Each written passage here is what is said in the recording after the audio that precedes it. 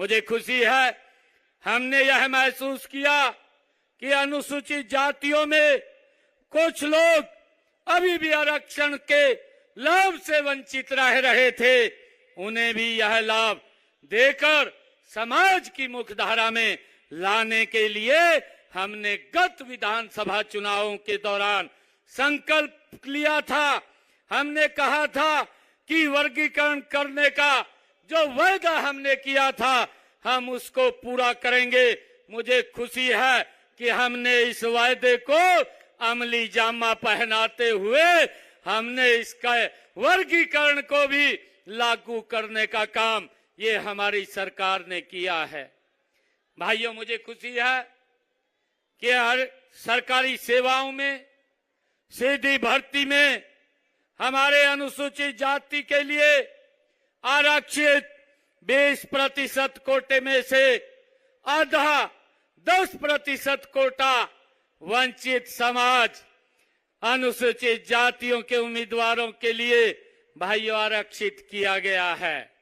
मुझे ये भी खुशी है कि यदि वंचित अनुसूचित जातियों के उपयुक्त उम्मीदवार उपलब्ध नहीं है तो शेष रिक्त पदों को अन्य अनुसूचित जातियों के उम्मीदवारों में से ही भरा जाएगा।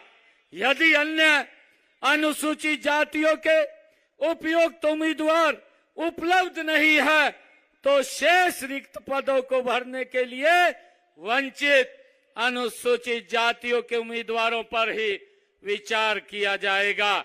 इससे पहले हमने अनुसूचित जातियों को प्रथम एवं द्वितीय श्रेणी में पदों में 20% आरक्षण प्रदान ये किया है।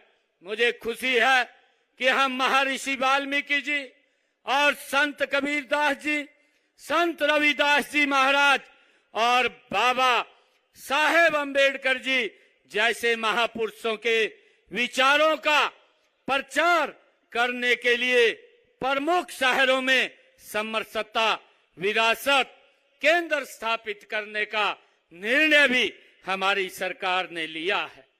भाइयों, मुझे खुशी है आज आप लोगों के बीच में ये भी बात बताते हुए कि हमने यह सुनिश्चित किया है कि प्रदेश में 50% सफाई ठेके सफाई मित्रों और उनको समूहों को ही दिए जाएंगे, उससे बाहर नहीं जाएंगे। हमने सफाई कर्मचारियों के हितों को रक्षा के लिए हरियाणा राज्य सफाई कर्मचारी आयोग का गठन भी हमारी सरकार में किया गया है। हमने तीसरे कार्यकाल में सफाई कर्मचारियों का वेतन जो 16,000 से 17,000 रुपए था अब उसको बढ़ा करके 26 से 27,000 रुपए करने का ये संकल्प ये हमारी सरकार ने लिया है। हमने ये भी निर्णय किया है कि सफाई कर्मियों की ड्यूटी पर अगर मृत्यु होने की स्थिति में 5 लाख रुपए सीवरेज में काम करते हुए अगर दुर्घटना हो जाती है तो 10 लाख रुपए बीमे का प्रावधान भी ये हमारी सरकार ने किया है।